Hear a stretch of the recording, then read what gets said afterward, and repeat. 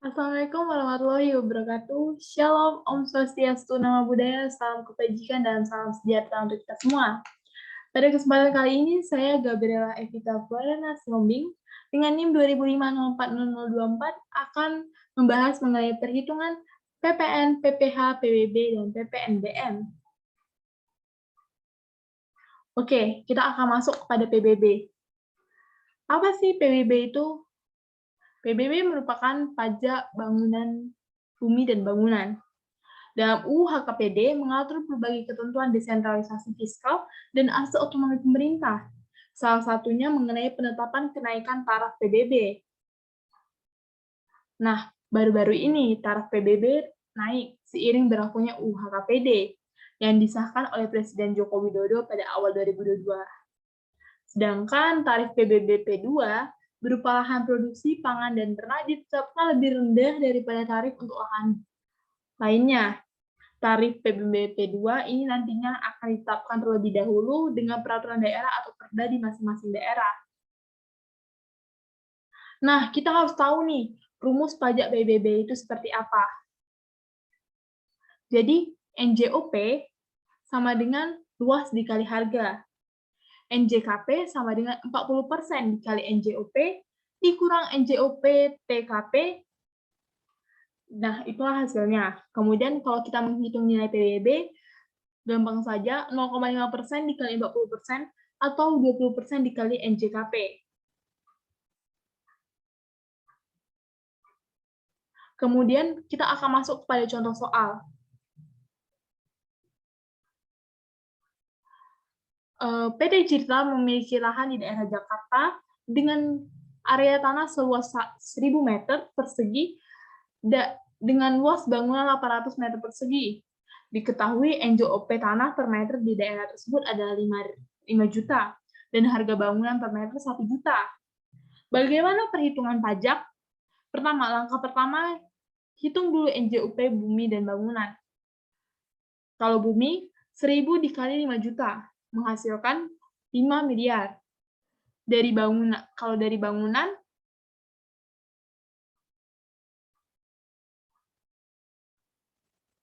800 dikali 1 juta sama dengan 800 juta. Kemudian NJOP bumi dan bangunan sama dengan NJOP bumi ditambah NJOP bangunan, 5 miliar ditambah 800 juta sama dengan 5 miliar 800 juta rupiah. Kemudian langkah kedua, hitung NJKP. NJKP sama dengan 40% dikali nilai jual objek pajak atau NJOP, dikurang NJOP TKP. NJKP sama dengan 40% dikali 5 miliar 800 juta dikurang 200 juta sama dengan 2 miliar 315 juta 200 ribu. Langkah 3, hitung PBB. PBB sama dengan 0,5% dikali 40% dikali 2 miliar 315 juta 200 ribu sama dengan 46 juta 304 ribu. Kemudian kita akan masuk kepada PPN. Pada aturan terbaru mengenai rumusan menghitung PPN mengacu pada Undang-Undang Nomor 7 Tahun 2021 tentang harmonisasi peraturan perpajakan atau UU HPP. Tarif pajak pertambahan nilai atau PPN naik menjadi 11%, tertanda mulai 1 April 2022. Kemudian, aturan tersebut, Aturan Nomor 7 Tahun 2021 itu merupakan revisian dari sejumlah poin yang sebelumnya diatur dalam Undang-Undang Nomor 42 Tahun 2009 tentang perubahan ketiga atas UU Nomor 8 Tahun 1983.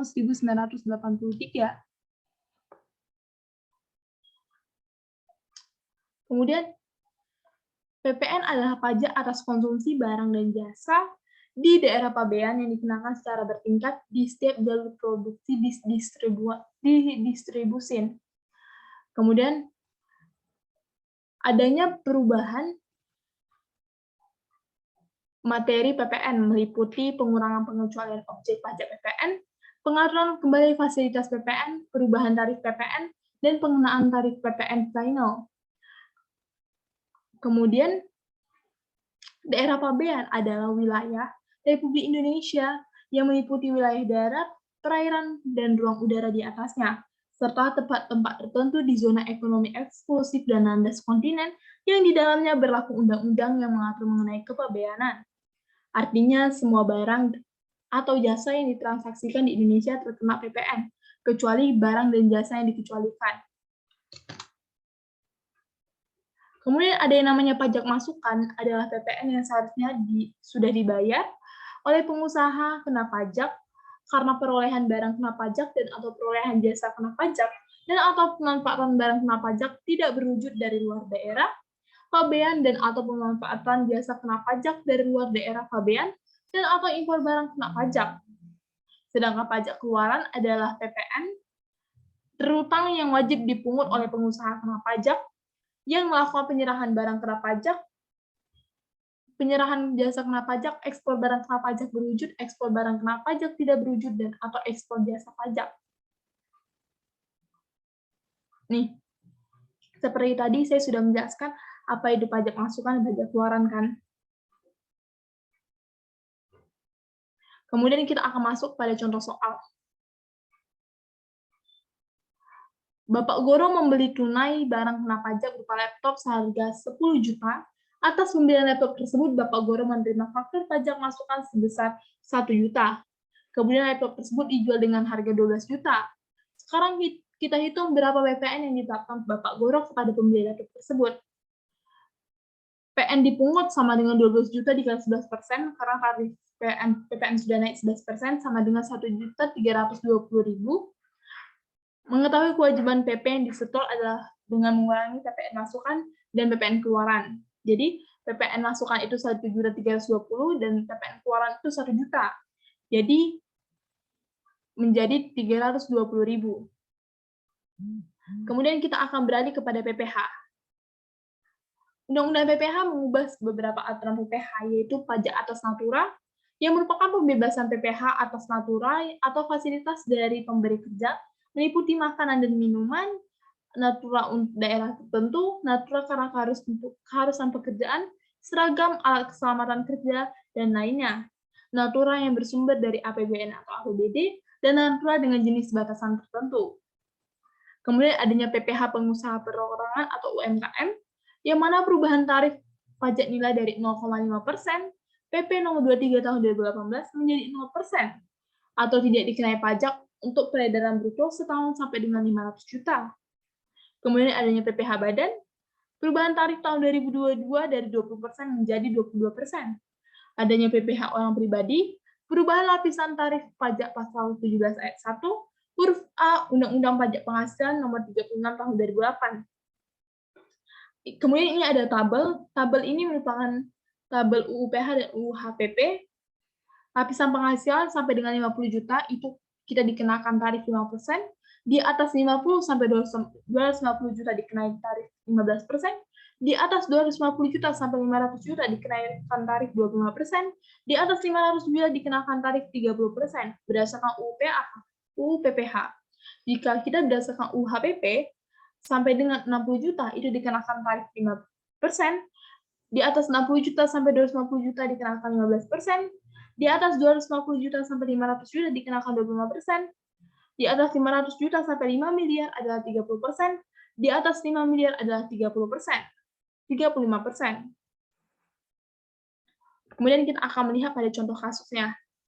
Rina, seorang staf administrasi, menerima gaji dan tunjangan tetap sebesar 10 juta setiap bulan dari perusahaan.